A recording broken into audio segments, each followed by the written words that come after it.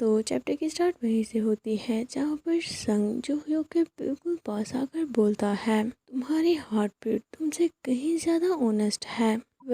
तुम ये करना चाहते भी हो या नहीं। पर जो ह्यूग ने तो उसे गुस्सा दूर कर दिया और बोलता है, तुम ये अच्छे से जानते हो मैं तुम्हें लाइक करता हूँ, लेकिन इसका मतलब ये नहीं कि तुम मुझे एक टॉय की तरह यूज़ करो। तुम तो बिल्कुल भी चेंज नहीं हुए, अभी भी पहले जैसे ही हो। और पास की मेमोरी याद करता है जहाँ पर संग कुछ लड़कों से स्माइल करते हुए बोल रहा था। ओह जो ह्यूग, तुम उसकी बात कर रहे हो? मैं बस क्यूरियोसिटी की वजह से उसे अपने पास रखता हूँ, मुझे वो इंटरेस्टिंग लगता है। जोसेफ की साइड की स्टोरी देखते हैं, पास में उसकी हालत कुछ ज़्यादा ही खराब थी।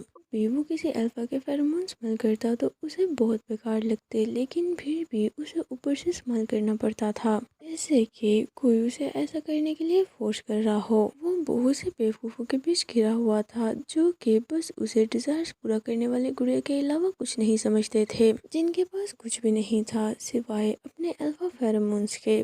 से इन सब चीज़ों से छुपने के लिए बस एक सेफ प्लेस चाहिए थी, जो कि उसे जूहियो की सूरत में मिल गई। बहुत अच्छा रिजल्ट लाने के बाद भी हमेशा से उसे यही सुनना पड़ रहा था कि क्या तुम बस यही कर सकते हो। तुम्हें कोई आइडिया भी है कि हमने तुम्हारी एजुकेशन पर कितने पैसे लगाए हैं?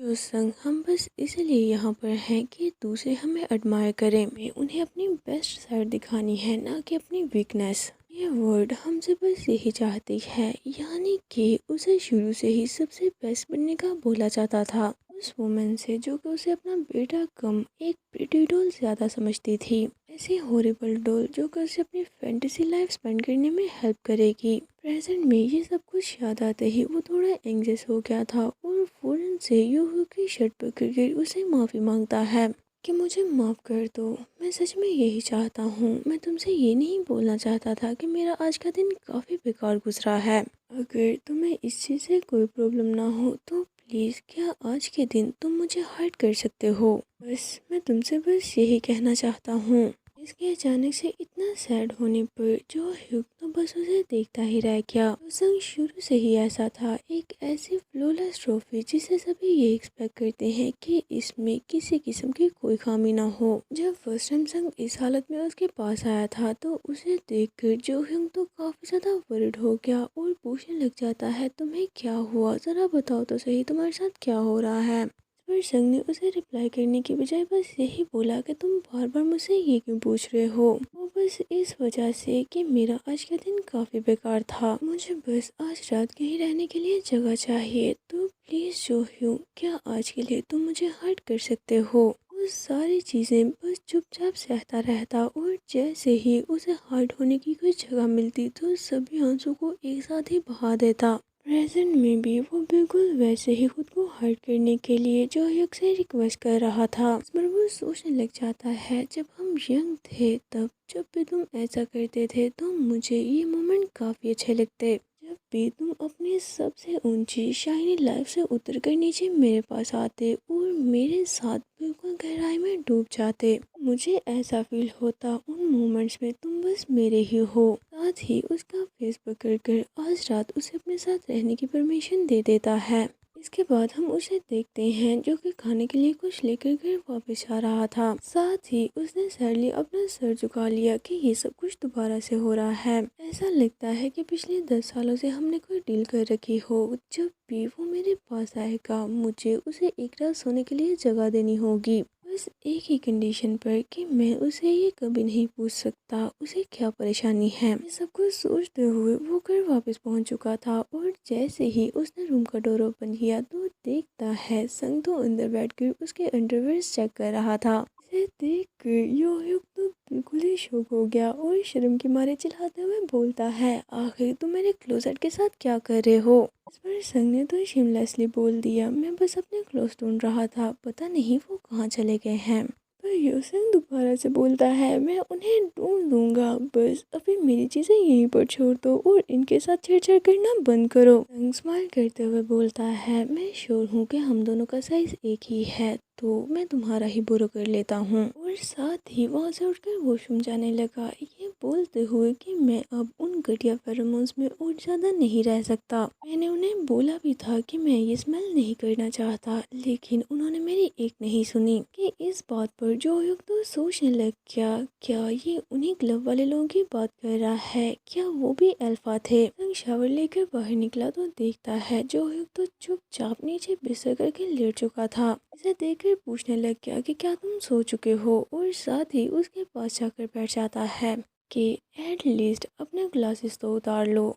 तुम हमेशा से ऐसा ही करते हो। उसे देखकर लग भी रहा था जैसे कि वो गहरी नींद में सो रहा हो। लेकिन जैसे ही संग ने उसकी ग्लासेस उतारी तो उसने साथ ही अपनी आईज ओपन कर ली, जिसे देखकर वो तो फौरन से ही उसके ऊपर आ गया। जो यूं पूछता है, आखिर तुम ये क्या कर रहे हो? संग बोलता है, ओब्वियसली मैं तुम्हारी फेवर रिटर्न करने का ट्राई कर रहा हूँ। इस पर जो ह्यूग बोलता है, मैंने तुमसे कहा भी था कि तुम्हें ऐसा करने की कोई ज़रूरत नहीं। संग पूछता है, लेकिन क्यों नहीं? मेरा तुम्हारे पास ऐसे आना तो तुम्हें अच्छा लगता था ना। पास में तो मैं तुम्हारा फेस देखकर ही बता सकता था कि तुम मुझ में इंटरेस्टेड हो। और याद करता है कि कैसे पास में जब भी उसने जोह्यू को किस की थी तो वो इतना ज़्यादा नर्वस हो जाता। नर्वसनेस की वजह से आइज स्टार्टली बंद करते हुए अपनी सांस रोक लेता। उसकी पूरी पूरी कांपने लगती और अपने कांपते हाथों से वो उसे बैग से पकड़कर जोर से हक करता। उसे ऐसे एडमायर किया करता था कि जैसे उसकी नज़रों में वो एक ब्यूटीफुल शाइनिंग स्टार हो, और वो भी उसका पूरा यूनिवर्स और सब कुछ बनकर काफ़ी ज़्यादा खुश था। प्रेजेंट में वो उसे देखते हुए बोलता है, मैं तुम्हारा फेस देखकर ही बता सकता हूँ कि तुम अब भी मुझ में इंटरेस्टेड हो। इनफैक्ट ये चीज़ तो तुम्हारे पूरे के पूरे फेस पर लिखी हुई है। और साथ ही उसके फोरहेड पर एक स्वीट से किस करता है। किस करने के बाद उसे थोड़ा पीछे हटते हुए बोलता है, लेकिन आई गेस अब तुम नहीं चाहते कि मैं तुम्हारे साथ खेलूं। फिर शायद मुझे भी यहीं पर रुक जाना चाहिए। फिर आहिस्ता से बोलता है, क्या तुम्हें याद है तुम हमेशा से ऐसे ही थे? अगर मैं गेस करूं तो तुम अभी भी मेरे साथ सोना चाहते हो। पास की एक मेमोरी देखते हैं जहां पर रिसर्च के अकॉर्डिंग ऑलमोस्ट 90% बीटास थे, 5% अल्फाज और 4% ओमेगास। इनमें सिर्फ 1% ही रिसेसिव थे पूरे 1 मिलियन पॉपुलेशन में से। ये तो बस एक नॉर्मल एस्टिमेट था, लेकिन ऐसा कहा जाता है कि रिसेसिव 1% से भी कहीं कम और काफ़ी रेयर हैं। टीचर्स इस पर डिस्कस कर रहे थे। एक टीचर बोलता है, इसका मतलब तो यही हुआ ये बिल्कुल 2 मिनट जैसे ही हैं, सिवाय इस चीज़ के कि ये फेरोमोन स्मेल नहीं कर सकते। जिस पर दूसरा टीचर बोलता है, हाँ तुमने बिल्कुल ठीक कहा, अगर कोई डोमिनेट इन्हें मार्क करेगा तो ये भी दूसरे डोमिनेट की तरह ही हो जाएंगे। इसके बाद हम क्लासरूम का सीन देखते हैं जहाँ पर टीचर उन्हें डोमिनेट और रिसेसिव के बारे में ही पढ़ा रहे थे। अगर दोनों पेरेंट्स में से कोई एक भी रिसेसिव होगा तो उनके चाइल्ड के ज़्यादा रिसेसिव होने के ही चांसेस हैं।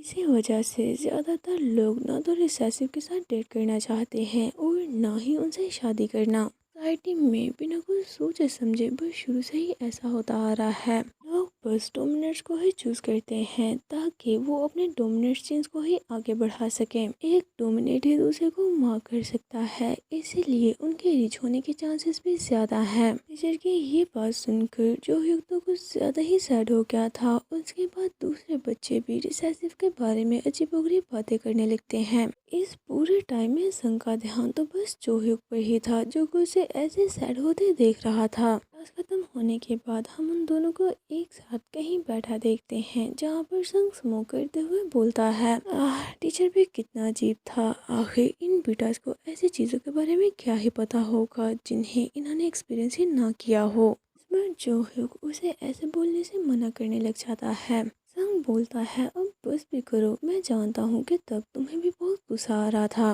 जिस पर जोह्युक साय करके बोलता है, जब मैं पहली बार तुमसे मिला था तो तुम्हें देखकर मुझे बिल्कुल भी नहीं लगा कि तुम कभी ऐसे वर्ड भी बोल सकते हो। संग बोलता है, ऐसा करने से हमेशा मुझे परेशानी ही होती है, इसीलिए मैं बस अपना मुंह बंद रखता हूँ। जब तक मैं बिल्कुल चुपचाप स्माइल करते हुए उनकी हाँ में हाँ मिलाता रहूँगा, तब तक वो भी मुझे किसी सॉफ्ट मैनर्ड प्रिंस की तरह ही समझेंगे। जिसकी ये बात सुनकर जोह्युक तो बस नर्वसली इधर उधर देखने लग जाता है, क्योंकि फर्स्ट टाइम उसने भी संग को ऐसा ही समझ लिया था। इसे देखकर संग बोलता है, हे अब ऐसे भी मत करो, ऐसा तो नहीं कि मैं किसी से झूठ बोल रहा हूँ। आखिर इसकी किसे ही परवाह है कि तुम किसी को माफ कर सकते हो या नहीं। ये पूरी वर्ल्ड लोगों से भरी हुई है जिनमें से बहुत से रिलेशनशिप में हैं लेकिन एक दूसरे को माफ नहीं करना चाहते। अगर ऐसी बात है तो तुम्हें इस चीज़ से क्या ही लेना देना कि सामने वाला पर्सन डिसेसिव है या डोमिनेट। तो ऐसे ही घटिया बातें करते रहेंगे।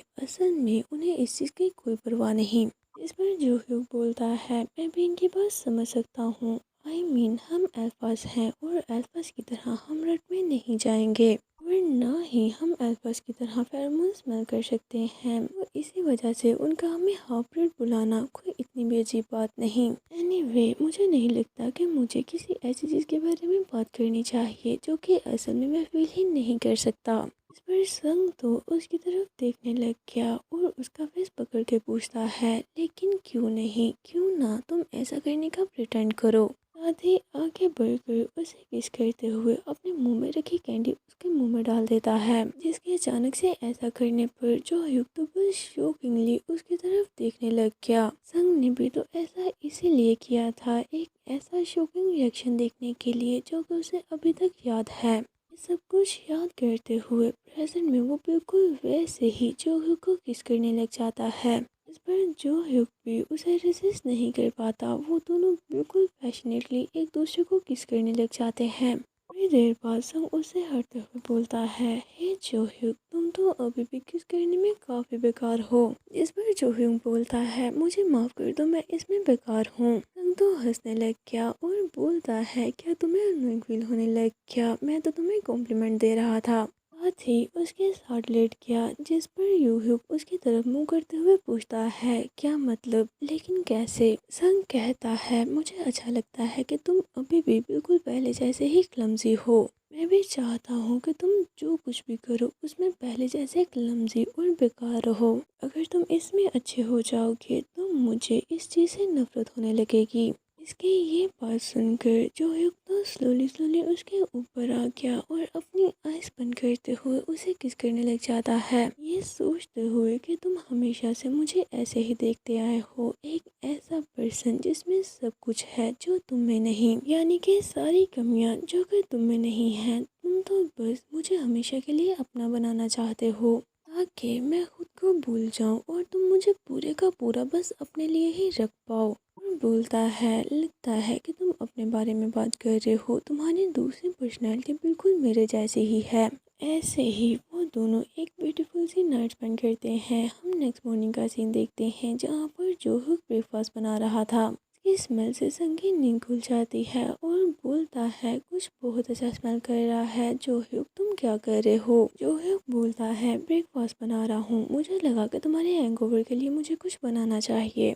पर सोहंग नींद में करवट लेते हुए बोलता है, सच में तुम्हें तो कुछ भी नहीं पता। मिस्टर गुडी, हैंगओवर का सबसे बेस्ट क्योर यही है कि तुम एक और ड्रिंक कर लो। वह बोलता है, अगर तुम ऐसे ही करते रहे तो एक दिन तुम्हारी बॉडी की हालत बिल्कुल ही बेकार हो जाएगी। ब्रेकफास्ट रेडी है तो अब तुम भी उठ जाओ, घर वापस जाने से पहले तुम्हें शावर लेकर कुछ खा लेना चाहिए। संग नींद में बोलता है, नहीं थैंक्स, क्या मैं एक और रात यहाँ पर नहीं रह सकता। अपने में जो ह्यूग वहाँ पर ब्रेकफास्ट ले आया था, ये बोलते हुए कि वो तुम पर हंसेंगे अगर उन्हें पता लगा कि तुम अपने घर से इसीलिए भागे हो ताकि तुम अपने फ्रेंड के घर पर रह सको। वैसे भी अब हम हाई स्कूल के बच्चे नहीं हैं। इस पर संग को भी अब उठना ही पड़ा। वो नींद में अपनी आइज रब करते हुए पूछता है, ओह हाँ, वैसे मुझ पर कौन हंसेगा। वो सभी के सभी मेरे आगे पीछे घूमते रहते हैं बस इसीलिए कि मेरी नज़रों में अच्छे रह सकें। मोन, बस एक नाइट और रहने दो ना। इस पर जो ह्यूग उसे ऐसा करने से मना कर देता है, ये बोलकर कि नो वे, डील तो बस एक रात रहने की ही थी। से इस टाइम जो ह्यूग ने रेड कलर का एप्रन पहन रखा है जो कि उसकी पर्सनैलिटी से बिल्कुल ही ऑपोजिट लग रहा है और देखने में कुछ ज़्यादा ही क्यूट भी। से किस किस को जो ह्यूग का ये एप्रन अच्छा लगा, जल्दी से कमेंट बॉक्स में यह ज़रूर लिखें। चलिए इसी के साथ आज का ये पार्ट यहीं पर एंड करते हैं। अगर आपको ये वीडियो अच्छी लगी हो तो प्लीज़ जाने से पहले इसे लाइक ज़रूर कर दें और प्लीज़ अगर आपको ये मंगा अच्छा लग रहा है तो इसे ज़्यादा से ज़्यादा सपोर्ट भी करें। आपके ऐसा करने से मुझे नेक्स्ट वीडियो बनाने में काफ़ी ज़्यादा मोटिवेशन मिलती है। चलिए मिलते हैं आपसे नेक्स्ट वीडियो में। Until that, take care of yourself and bye bye.